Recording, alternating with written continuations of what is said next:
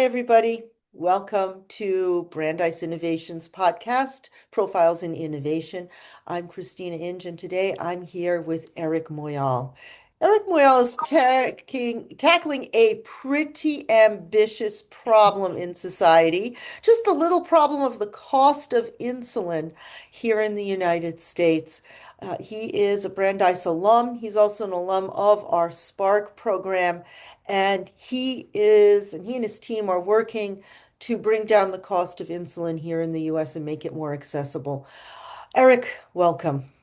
Thank you. A pleasure to be here, Christina. And thanks for having me. So tell us about Project Insulin. You have had some pretty big milestones recently. Um, let's talk about the core problem that you're solving and how you decided to solve it in your particular way and that you were the person to solve it.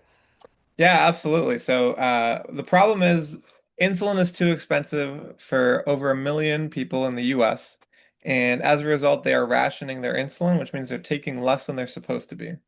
And that is a problem that bothers me to no end because the insulin is being used by people who are insulin dependent, diabetics, is off patent. So it's been around and is available for anyone, but somehow it's still so expensive. And that was kind of the thread that I started pulling on when I learned about the fact that people are rationing their insulin. And that was the thread that eventually led me to start the organization that I started. Yeah.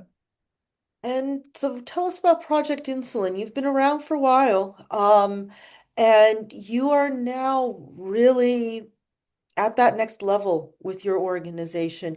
What are you working on right now? What is happening with Project Insulin? Project Insulin is a nonprofit that is creating its own biosimilar insulin. Biosimilar is technical term for generic in this particular case.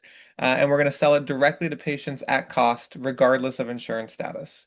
So the goal is one flat rate for anyone and everyone who needs it here in the US, and then hopefully long term globally and around the world as well. Um, that is the big pie in the sky. That is the goal. That is what we set out to do. Our mission is to ensure everyone and anyone who depends on insulin has access to an affordable version, specifically ours. Uh, and yeah, a lot of big milestones have happened. I mean, what is it? It's end of August now, so the last year has been just chock full of milestone after milestone. We hired our chief scientific officer in last August, which Mhm. was, at the time the biggest thing we had done. And then right after that, we decided who our manufacturing partner is going to be, our research and manufacturing partner, negotiated a contract, finalized the deal, and fast forward to uh, July, we actually started drug development. So we officially started the creation of our own insulin. The way I explain it is that if you're familiar with sourdough, normally you need a sourdough starter in order to make your sourdough. And so we're doing the insulin equivalent of creating a sourdough starter. So we're creating our sequence, which will be the foundation that leads to the eventual, manufacture, scale up and then manufacturing of our insulin. Wow, that is a huge milestone. Yeah. You were a Brandeis staffer when you came up with this idea, correct? I was a staff and student technically. I was part of the GPS program doing a master's degree. Yeah. What was your master's degree in? Well, I have two from I've I've got a few What did degrees you? from Brandeis. I have my undergrad. I've got a master's in finance and econ from the business school, and then the GPS degree was in strategic analytics. Wow. Wow. And you decided to take an entrepreneurial path. You decided to start this nonprofit. And we always say a nonprofit, a creative endeavor, even a museum, they're all entrepreneurial endeavors, right? They Mhm. don't have Oh, to be for sure. profit making to be entrepreneurial endeavors here at Brandeis. You decided you were going to take this path. What were the steps that you took when you became inspired to start Project Insulin? How did you find out about what resource existed to support you and then go after those resources here at Brandeis? Yeah, it's as someone who'd spent what is it, 11 years in a row at Brandeis from undergrad through graduation, second graduation, being a staffer, and then third graduation. Well, Um, it's amazing how many resources the university has. And so, unfortunately, I didn't know about most of them till I was in that kind of grad school staff position. mhm, But I mean, my freshman year of undergrad, at the time it was called 3 Day Startup, which was a program with the Heller School and the business school combined. And, undergrads were allowed to come. So I went and spent 3 days building. It was, I don't even remember what it was at this point, but some sort of app that was karma based or something. And so that was my kind of first engagement with the resources at Brandeis. But I learned about Spark Tank and Spark and the Brandeis Innovation Center just through I think I was just Googling stuff. Like I was just Googling what is available. What exists in Greater Boston, right? In Boston, you're so fortunate to have so many opportunities to so many resources for startups.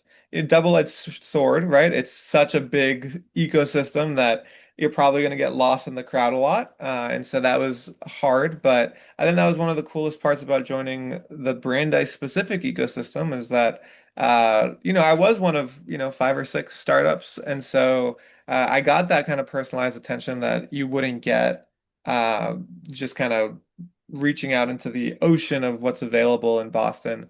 But I apologize, I didn't answer your first question.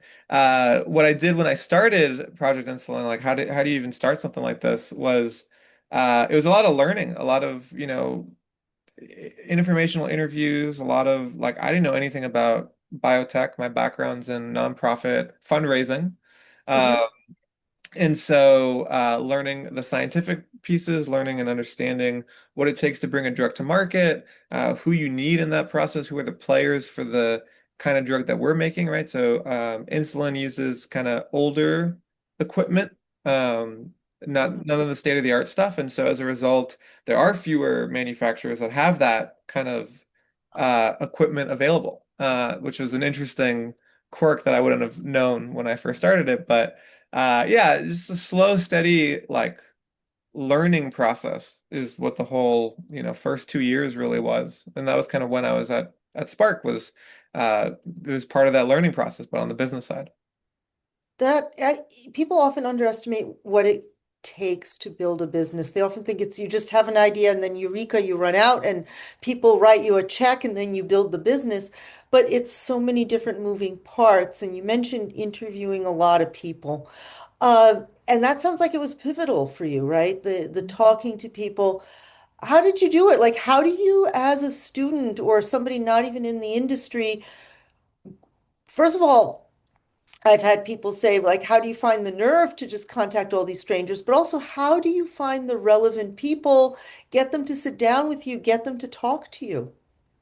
Yeah, I think, maybe not everyone agrees with this, but I think people are just kind, and people want to help. And so if you come to them with an opportunity, um, to help in a way that they actually can. Hmm. I think that's probably the biggest piece is making sure that you're asking the right person for the right thing. Hmm. I'll give you a pretty good example. Someone reached out to me recently, which is pretty cool. But someone reached out to me recently asking for my help, but they asked me about like a government related thing, and that's not my background expertise or like what I do. And so I ignored it because that wasn't relevant, right? Like they just reached out to a random person. They weren't reaching out specifically to me about something that I'm actually good at it, could actually help them with. And so, yeah, I think it's just asking people for the right thing. And so, uh, at the beginning for me, I didn't know anything about science, so I reached out to all of my friends who did science things and said, "Hey, what do you know about this?" And like when I go reach out to strangers, what words should I be using to make sure I'm asking the right stranger right? Like filtering to ask the right people the right questions. And yeah, people gave me the answers I needed, and slowly and steadily it just kind of moved forward and got my my degree, my certificate and speaking the language. That's awesome. What is, thinking back on the interviews, what's, or the work that you did here in Spark? Obviously, we have mentors. We pair every startup with a mentor. So, including all any conversations with mentors you had, what's the single best thing anyone said to you in terms of a piece of advice or a piece of information that pointed you in the right direction? Hmm. I wish it was that easy. Yeah. Yeah, I don't, I'm not sure I'm one to, think that someone's going to give you like this perfect gem that fits, every situation's so different. So, I would say that like the culmination of advice that like the if you wanted to distill advice that I got along the way, I would say that it's, when you ask someone for advice, you don't have to do what they say, right? And I think that's really important because if I could if I spent the next hour and a half telling you all the people who told me that this was wrong and what I was doing is silly and that you can't do it as a nonprofit and that none of this, this doesn't make sense and whatever, we would spend the next hour and a half just listening to me list names. And you can still learn things from those people. Like they have other pieces of feedback outside of just the no. And so anyway, my point is just that like being an entrepreneur is a very vulnerable state, right? You're always asking people for help. You're always looking for, people to help you get to the next thing. And you can hear advice without taking it. And I think it's important to hear it so that you're getting better at, you know, if someone's told you a piece of advice that you're like, oh no, but like I thought I explained this pretty clearly, that Mhm. advice is really them telling you that whatever it is that you were trying to get across, you didn't actually get it across. And so, yeah, I think that's a more would be the thing that helped me the most. Yeah. That's a great insight. That's an absolutely really fascinating insight. It's been a long journey, right? And it always is when you're producing medicine. Obviously, there's a huge timeline behind that. How how is it as an entrepreneur when you have a long road ahead? I mean, I've been an entrepreneur for 12 years. If someone had told me you're going to be doing the same thing for 12 years, I would have been both thrilled and also thought, well, how am I going to go the distance? What are your tips for other entrepreneurs in terms of going the distance? Yeah, I don't feel like you should get into entrepreneurship if you don't really love the thing. Exactly. And like it's hard because there are people who go in, make a bunch of money and leave and are very happy. And so like if that's what you want, then this is not the advice for you. But if you really wanted to like do something and you want this thing to be like, I mean, your baby, right? Like I talk about Project Insulin like or I treasure Project Insulin like it is my baby. And so um if you don't love it, it's not going to happen. There's just no way. Like there is no world where you choose to make less money, you choose to work more hours, you choose to be shot down over and over again willingly without having, real skin and stake into the thing that you're doing. So, yeah, I think like it's very hard. And if you asked me on any given day, there's 100 fires to put out, but it's like a blessing and the joy of a lifetime to do what I get to do every day. But that's only because I love it, right? And if it was, if I was trying to sell something else, I probably wouldn't have made it this long, right? It's been 6 years. It's a long time to be doing this. So, um, yeah, I think that would be my tip is that if you don't love it and like it's not learn to love it, it's like you have to love it from the start, right? You have to, and it's not the like the grind of it, right? Like you don't have to love that from the beginning, but you have to love the thing itself because if you don't, then you'll never learn to love working long hours for it and the joy of getting the reward and the pain of losing and everything that comes with it. Yeah. Yeah, yeah, that's true. It's like that adage says, fall in love with the problem, not the solution. But I think you need to be in love with both the problem and the quest for the solution. Hmm. Yeah, there are a lot better ways to make a lot of money than being an entrepreneur. Speaking of triumphs, one of the things that we've noticed about you over the last 6 years is you have been incredibly successful in getting into post-graduation incubators, Hmm. accelerators, winning recognition. Walk us through what happened post-graduation because you were like a comet. And if you want to hit some of the highlights of all of the accelerators, all of the recognition you won, walk us through some of that journey after you left Brandeis. Yeah, I don't want to say comment. It did take a long, it's still a long time. But yeah, I think, you know, I mean, there was the Innovation Studio. I did a program with them. I did a program with Boston Impact Initiative. Then I moved down to Rhode Island, and then in Rhode Island, I got to be a part of uh, they have a CIC incubator down there as well as Social Enterprise Greenhouse, which was a really big one for me. And then the most recent big one was the CIC in Boston, the Social Impact Fellowship. I'm actually going back to speak. I got invited to speak in a few months, so that's pretty cool. And yeah, I think like most of the ones I just named to you, I didn't get accepted the first time. Right? And so like again, it's the being willing to go on this long path. The social enterprise greenhouse in Rhode Island, I got rejected the first time. I had to wait a whole year to reapply and uh along the way I asked a bunch of questions like why didn't I get in? What was this? Like what was wrong with my application? Oh, we need to see more traction. We need, it might have been a confidence thing. It might not have been explaining what we do properly, right? Like there's lots of different pieces, and um, I read the feedback of my application and the judges and whatever, and used that into the next opportunity. I mean, I I applied to Mass Challenge like 4 or 5 times.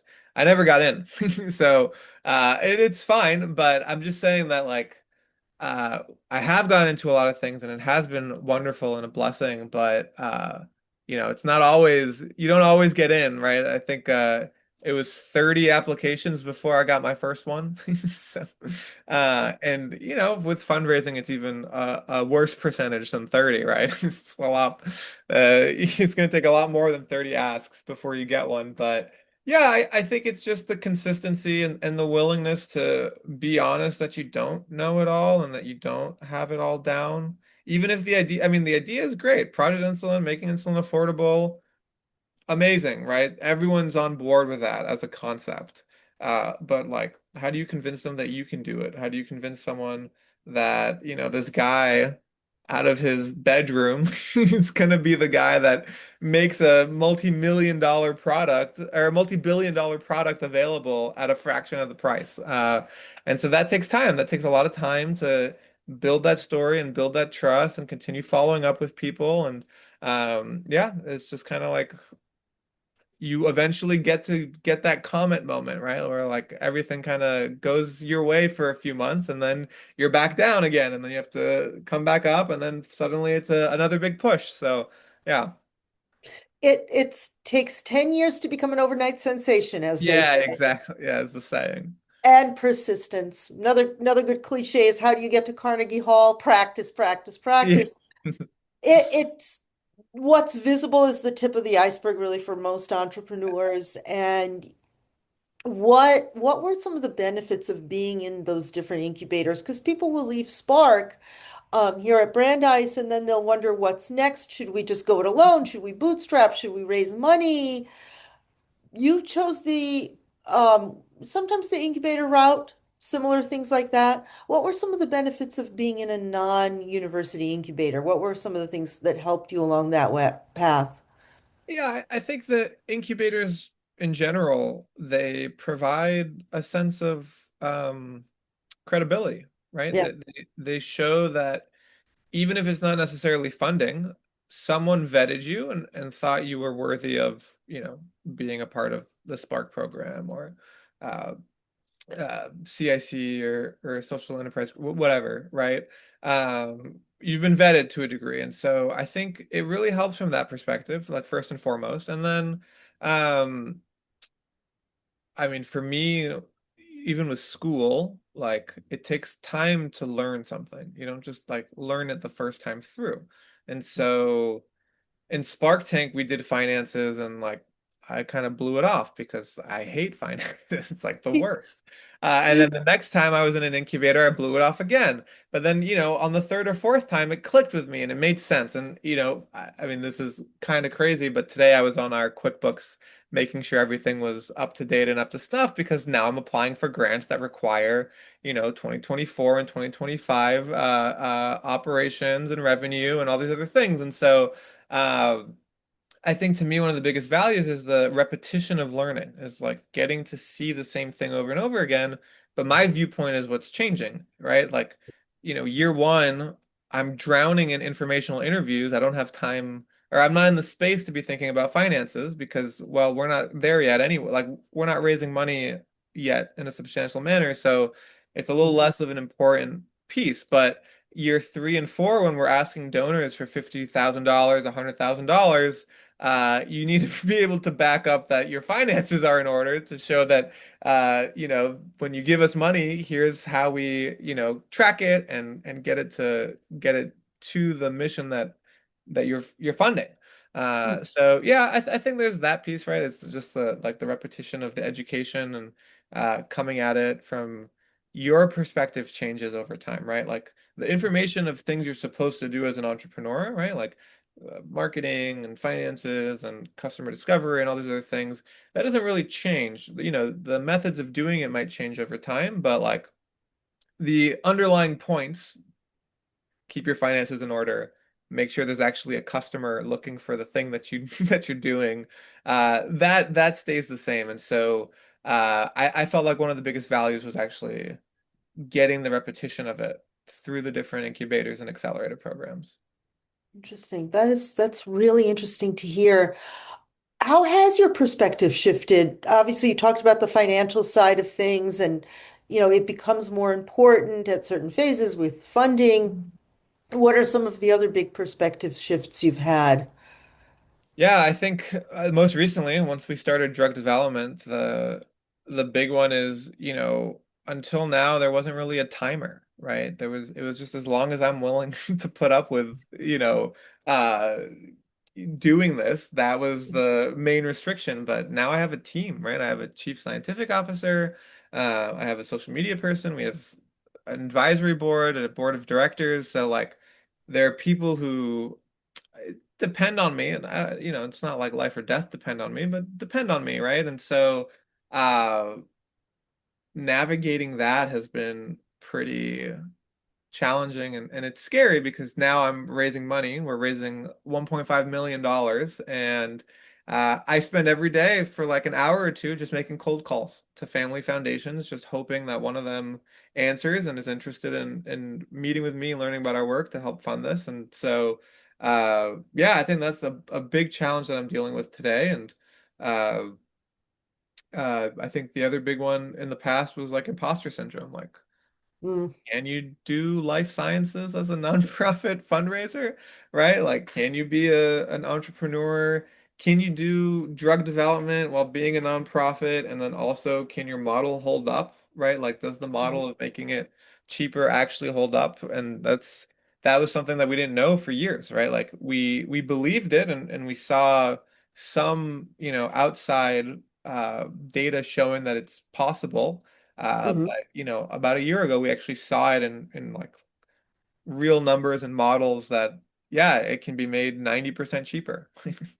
Wow. And how did you overcome that imposter syndrome? Or is it one of those things where you just fight it every day?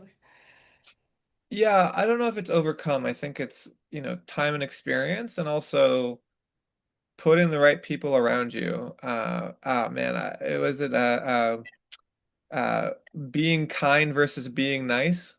Mm-hmm. Right? A nice person is just like, yeah, what you're doing is amazing and you're doing such a good job.